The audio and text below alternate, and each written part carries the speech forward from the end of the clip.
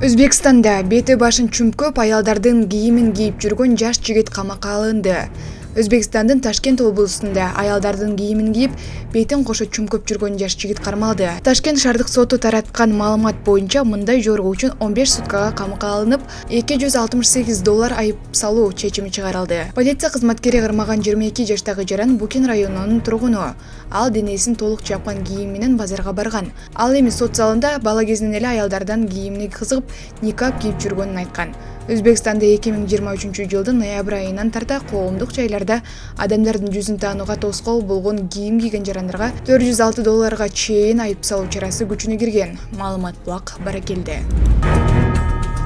Камактагы адамга келген боюктун банкасынан телефондор табылды. Номер 1 тергөө абагынын кызматкерлери түрмөдөгү адамга уюлдук телефондорду өткөрүп берүү аракетине бөгөт койду. Бул тууралуу жаза аткаруу кызматы билдирди. 20-июнь күнү кыз киши камактагы жаранга 4 банка сыр алып келген. Текшерүү учурунда банкалардын ичинен уюлдук телефондор табылган. Мыйзам бузган кызга карата Кыргыз Республикасынын укук бузуулар жөнүндө кодексинин 446-беренесинин жаза аткаруу тутумунун мекемелерине тергөө изоляторунда кармалып турган адамдарга тыюу салынган предметтерди берүү негизинде протоколдор түзүлдү. Ага 17 500 сом айып салынышы мүмкүн. Маалымат Булак Баракелде. Койташ окуясы Алга Кылычев 10 жылга эркинен ажыратылды. Бүгүн 21 июнда Чүй облусунун Аламүдүн райондук соту Алга Кылычевдин иши боюнча өкүм чыгарды. Бул иш Койташ окуясына байланыштуу. Жогорку соттун басма сөз кызматынын маалыматы боюнча Алга Кылычев Кыргыз Республикасынын кылмыш жаза кодексинин 43-244-беренеси барымтага алууга катышуу 2017 жылдагы редакция менен күнөөлүү деп табылды. Жыйынтыгында 10 жылга эркинен ажыратылып, жазасын жалпы режимдеги түзөтүү абагында өтүү чечими айтылды. Алга Кылычев сот залынан камакка алынды. 2019 жылдын 7-8 августунда мурдагы президент Алмазбек Атамбаев кармалган маалда камакка алынган тарапташтарынын арасында Алга Кылычев да болгон. Кийинчерээк Кылычев камактан бошотулган болчу. Маалымат Булак Баракелде. Мэрия Бишкекте асма жол куруу маселесин карап жатат. Бишкек шаарынын мэриясы Манас проспектисинен Жүйөк жол проспектисинен Түштүк магистралга чейин асма жол куруу маселелерин куруп жатат. Бул тууралуу мэр Айбек Жунушалиев фракциялардын биргелешкен жыйынында маалымдады. Анын айтымында асма жолдун узундугу 6 километр болуп, суткасына 50 миңден 100 миң адамды ташыйт. Мэр асма жолдорду куруу боюнча дүйнөлүк лидер болгон швейцариялык компания менен кызматташы боюнча макулдашууга кол коюлганын белгиледи. Бишкек шаарында асма жол системасы долбоорун ишке ашыруу планы бекитилди. Азыркы учурда демөөрчүлөр табылып, $300 миң бөлүнүп, техникалык, экономикалык негиздеме Раффей долбоордук группа тарабынан даярдалып жатат, деди Жунушалиев. Маалымат Булак Баракелде. Президентке туура эмес маалымат берген аял Ташиевден кечирим сурады. Ноокаттын тургуну президент менен жолугушууда депутат Шайырбек Ташиевге жала жапкан. Бул тууралуу УКМКдан билдирди.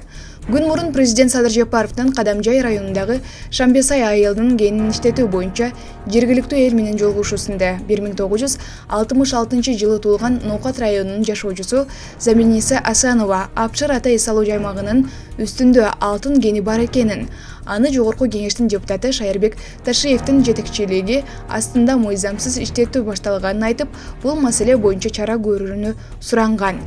Бул факты боюнча өлкө президентинин тапшырмасы боюнча УКМК органдары тарабынан ыкчам иликтөө иш-чаралары жүргүзүлүп, жыйынтыгында төмөндөгүлөр аныкталды. Учурда Ноокат районунун аймагында көмүр, чопо, сланец таштары, гипс жана башка пайдалуу кендер иштетилип жатат. Облус аймагында Араван району менен чектеш Көкпел аймагында жайгашкан, Апшыр ата аймагынан алыс жайгашкан турук кенинен башка иштетилбеген натыйжалуулугу төмөн алтын кени жок. Сурамжылоо учурунда Кыргыз Республикасынын жараны Заминиса Асанова айткан, Шайырбек Ташиев башкарып иштетип жаткан алтын кени тууралуу маалымат такталбаган жана ушак айыңдардын деңгээлинде экендиги аныкталган. Анткени ал бул маалыматты кимден укканын так кесе айта алган эмес. Аталган жаран текшерилбеген фактыларды айтуу менен өзгөчө мамлекет башчынын алдында башка бирөөгө жала жабуу менен кемсинтүү үчүн жоопкерчиликтүү экени айтылды. Зебинеса Асанова күнөөсүн мойнуна алып, такталбаган жана жалган маалымат менен өлкө президентинин адаштыргандыгын белгилеп, ошондой эле жогорку кеңештин депутатынан ага карата акарат келтиргендиги жана атайлап жалган маалымат тараткандыгы үчүн эл алдында кечирим сураган. Маалымат булак ЖТ-ТВ KG.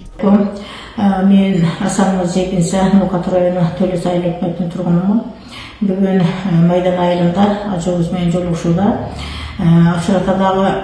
Акчаратанын үстүндө алтын кени ачылат экен, шайыр ташиевдин жетекчилигинде деген сөздү туура эмес айтыппын, жалган маалыматты айтыппын. Мен ошол жактан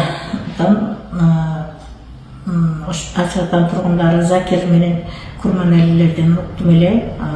Ошол мен кыжалатчылыктан ажыбызга жеткирейин деп айтыппын. Бул туура эмес маалымат экен. Ошондуктан мен ажыбыздан жана шайыр ташиевден кечирим сурайм. Мени кечириңиздер.